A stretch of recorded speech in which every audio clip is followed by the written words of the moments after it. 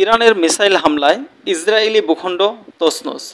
যে ইসরায়েল জাতি নিজেদেরকে সবচেয়ে অহংকারী জাতি হিসাবে মনে করতেন, এই ইসরায়েলি জাতি পৃথিবীর সবচাইতে মানবাধিকার লঙ্ঘন করেছে, পৃথিবীর সবচাইতে নির্মম হত্যাকারী হিসাবে জাতির সামনে পেশ করেছে।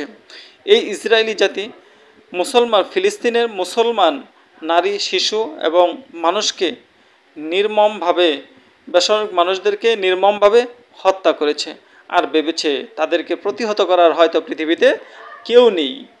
কিন্তু আল্লাহ তাআলা ছাড় দেন, ছেড়ে দেন না। আল্লাহ তাআলা যে ফিলিস্তিনের মধ্যে যে ভূখণ্ড যে তারা তছনছ করেছিল, আল্লাহ তাআলা আজকে তাদের ভূখণ্ডকে তছনছ করে দিয়েছে। এই ইরান পারমাণবিক স্থাপনা ধ্বংস করার জন্য এই ইসরায়েলি বাহিনী গিয়েছিল সেখানে হামলা করতে, এবং সেখানে হামলা করেছে। তার প্রত্যুত্তরে ইরান আজকে সারা বিশ্বের মুসলমানদের আনন্দ ফুটে তুলেছে, কারণ সারা বিশ্বের সকল মানুষগুলো তাকিয়ে আছে, যদি কেউ ইসরায়েলদেরকে প্রতিহত করতে পারত, যদি কেউ ইসরায়েলদেরকে ধ্বংস করতে পারত, আজকে সেই ধ্বংসস্তূপ, যেই ধ্বংসস্তূপ সারা বিশ্বের মুসলমান নারী পুরুষ সকলেই দেখছে যে এই ধ্বংস ইসরায়েলি ভূখণ্ডের না, এটা ফিলিস্তিনের ধ্বংসস্তূপ নয়। এটা হলো যেই শক্তিধর, যারা অহংকারী জাতি, যারা পৃথিবীর বুকে নিজেদেরকে মানবাধিকার লঙ্ঘনকারী জাতি হিসাবে চিহ্নিত করেছে, সেই জাতি ইসরায়েলের ভূখণ্ড আজকে ইরানের হামলায় ইসরায়েলি বাহিনী নিহত হয়েছে এবং শত শত বাহিনী আহত হয়ে হাসপাতালে ভর্তি রয়েছে। ইসরায়েলি নেতা নেতানিয়াহু কোথায় আত্মগোপন করেছে তার কোনো হদিস পাওয়া যায় না। এই হলো সেই অহংকারের পতন। পৃথিবীতে যে যখনই অহংকার করেছে, অহংকারের পতন দুদিন আগে আর পরে আসবেই। ফিলিস্তিনের মুসলমানদের যে রক্ত চষে খেয়েছিল এই নেতানিয়াহু, আজকে সেটার ফল ভোগ তাদেরকে করতেই হবে। যেই প্রাসাদ, যে বাড়ি, যে স্থাপনা তারা স্থাপন করেছিল, এই সকল কিছু আজকে তাদের মুসলমানদের হাতে ধ্বংস হবে।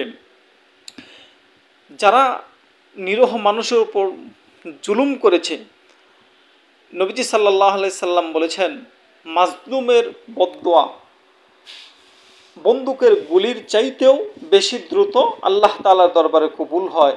সেটার প্রমাণ হিসাবেই আজকে ইসরায়েলের এই ভূখণ্ড, যেই ভূখণ্ডে, যেই ইসরায়েলে ভূখণ্ড আজকে যে স্ক্রিনের মধ্যে দেখা যাচ্ছে যে সকল কিছু তাদের বাড়িঘর স্থাপনা সকল কিছু তাদের তছনছ হয়ে গেছে, বিনষ্ট হয়ে গেছে। তারা আজকে সেই ধ্বংসস্তূপের মুখে পড়ে গেছেন। এবং যেই ইসরায়েলি অদ্যাবধি পর্যন্ত মানুষকে হত্যা করেছে, নিজেরা কখনো শায়েস্তা হয় নাই, আজকে তারা এই হঠাৎ করে তাদের স্থাপনা ধ্বংস, তাদের সেনাবাহিনীগুলো নিহত হয়ে গেছে, তাদের নারী শিশুগণ তছনছ হয়ে গেছে, যাওয়াতে তারা একেবারে হতভম্ব হয়ে, নিরাশ হয়ে, তারা আত্মগোপন করার জন্য, তারা পালানোর জন্য, তারা নিজেদেরকে বাঁচানোর জন্য সর্বাত্মক চেষ্টা চালিয়ে যাচ্ছে। কিন্তু যতই বাঁচানোর চেষ্টা করেন না কেন, তোরা যে মানুষের উপর জুলুম করেছে, নারী শিশুদেরকে হত্যা করেছ, এটার ছাড় আল্লাহ তাআলা দিবেন না। এটার অবশ্যই আল্লাহ তাআলা এটার প্রতিশোধ পৃথিবীর বুকে মানুষকে দেখাবে। শত শত মানুষ, হাজার হাজার লক্ষ কোটি কোটি মুসলমানরা তাকিয়েছিল, যদি ইসরায়েল বাহিনী ধ্বংস হতো, যদি ইসরায়েল বাহিনীকে কেউ ধ্বংস করতে পারত। আজকে সেই মানুষের প্রত্যাশাকে আল্লাহ তাআলা পূরণ করে দিয়েছেন, সেই মানুষের প্রত্যাশাগুলো আল্লাহ তাআলা পূরণ করে দিয়েছেন।